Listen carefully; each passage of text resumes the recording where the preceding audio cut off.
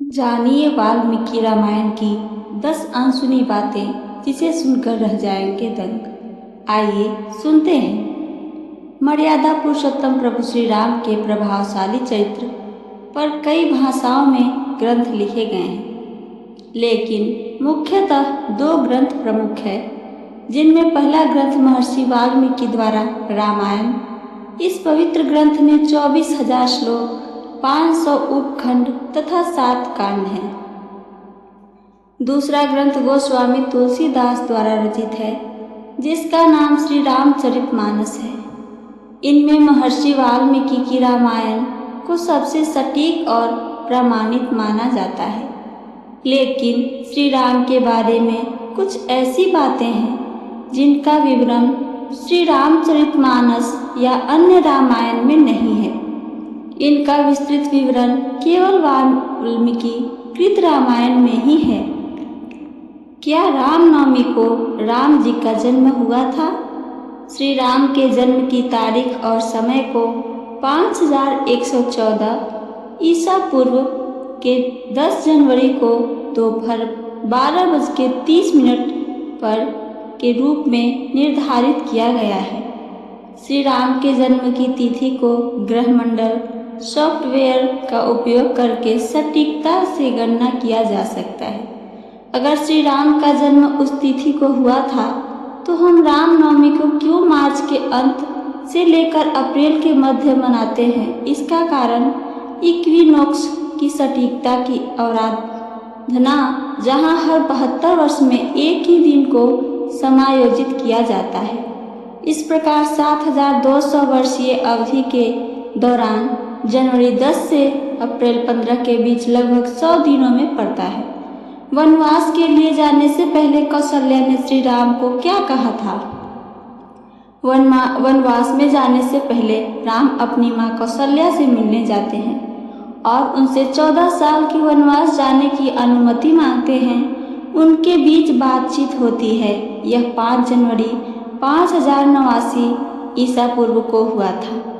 कौशल्या ने कहा, अगर तुम्हारे पिताजी ने तुम्हें वनवास के लिए निर्धारित किया है, तो मैं उसे परे कर सकती हूँ।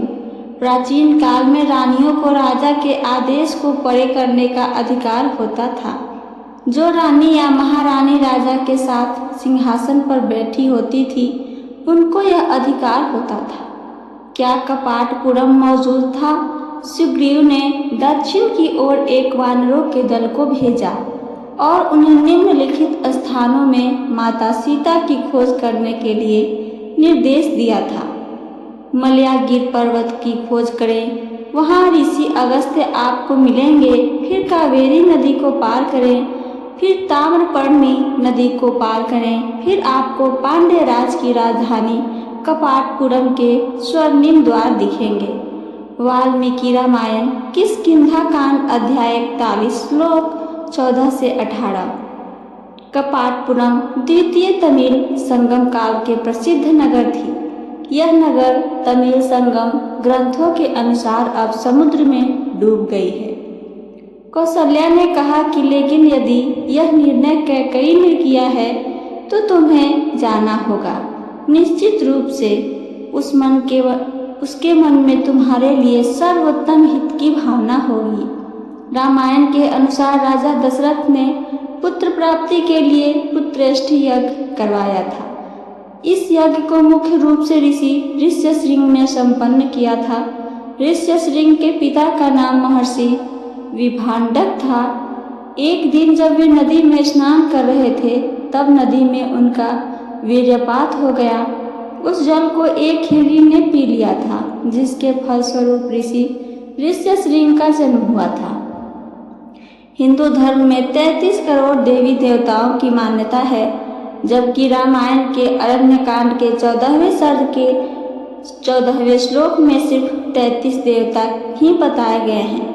ग्रंथ के अनुसार 12 आदित्य, 8 वसु, 11 रुद्र और 2 अश्विनी कुमार, ये ही कुल 33 देवता हैं। महर्षि वाल्मीकि द्वारा रचित रामायण में सीता स्वयंवर का वर्णन नहीं है।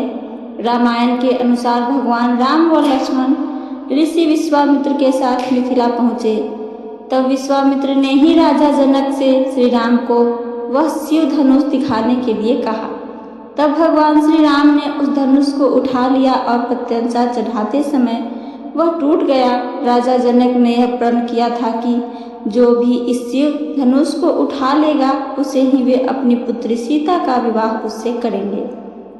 विश्व विजय के दरमियान जब रावण स्वर्गलोक पहुंचा तो उसे रंभा नाम की अप्सरा दिखाई दी। रावण ने उसे पकड़ लिया। तब रंभा ने कहा कि आप मुझे इस तरह से स्पर्श न करें, मैं आपके बड़े भाई कुबेर के बेटे नल कुबेर के लिए हूँ, इसलिए मैं आपकी पुत्रवधू हूँ। लेकिन रावण नहीं माना और उसने रंभा से दुराचार किया। यह बात जब नल कुबेर को पता चली तो उसने रावण को श्राप दिया कि आज के बाद रावण बिना किसी स्त्री की इच्छा से उसे स्पर्श करेगा तो उसके सिर के 100 टुकड़े हो जाएंगे। जिस समय भगवान श्री राम वनवास गए उस समय उनकी आयु लगभग 27 वर्ष थी। राजा दशरथ श्री राम को वनवास नहीं भेजना चाहते थे, लेकिन वे वचनबद्ध थे। जब श्री राम को रोकने का कोई उपाय नहीं सूझा तो उन्होंने श्री राम से यह तक कह दिया था कि हे राम, तुम मुझे बंदी बनाकर स्वयं राजा बन जाओ। प्रभु राम के भाई लक्ष्मण ने रावण की बहन शूर्पणखा के नाक कान काटे जाने से क्रोधित होकर ही रावण ने सीता का हरण किया था, लेकिन स्वयं शूर्पणखा ने भी रावण का सर्वनाश होने का श्राप दिया था। दरअसल शूर्पणखा के पति का नाम विधुजीव था। वो काल के नाम के राजा का सेनापति था। रावण जब विश्व युद्ध पर निकला तो काल के से उसका युद्ध हुआ। उस युद्ध में रावण ने विधुजीव का वध कर दिया। तब शूर्पणखा ने मन ही मन रावण को श्राप दिया कि मेरे ही कारण तेरा सर्वनाश होगा। जिस दिन रावण सीता का हरण कर अपनी अशोक वाटिका में लाया, उसी रात को भगवान ब्रह्मा ने के कहने पर देवराज इंद्र माता सीता के लिए खीर लेकर आए। पहले देवराज ने अशोक वाटिका में उपस्थित सभी राक्षसों को मोहित कर सुला दिया। उसके बाद माता सीता को खीर अर्पित की, जिसके खाने से सीता जी की भूख प्यास शांत हुई थी। सीता हरण करते समय जटायु नामक गिद्ध ने रावण को रोकने का प्रयास किया था। रामायण के अनुसार जटायु के पिता अरुण हैं। ये अरुण ही भगवान सूर्य देव के रथ की सारथी हैं। जब भगवान राम और लक्ष्मण वन में सीता की खोज कर रहे थे उस समय कबंध नामक राक्षस का प्रभु राम लक्ष्मण ने वध किया था। वास्तव में कबंध एक श्राप के कारण राक्षस बन गया था। जब श्री राम ने उसके शरीर को अग्नि में समर्पित किया तो वह श्राप मुक्त हो गया। कबंध ने ही श्री राम को सुग्रीव से मित्रता करने के लिए कहा था। जब काफी समय तक राम रावण का युद्ध चलता रहा तब अगस्त्य मुनि ने श्री राम से आदित्य हृदय स्तोत्र का पाठ करने को कहा, जिसके प्रभाव से भगवान श्री राम ने रावण का वध किया। तो ये थी मेरी आज की जानकारी। अगर मेरी जानकारी आप सबको पसंद आई हो तो चैनल को सब्सक्राइब करके बेल आइकन को दबाना ना भूलें। साथ साथ अपना लाइक और एक प्यारा सा कमेंट जरूर करें। सुनने के लिए धन्यवाद दोस्तों। जय श्री राम।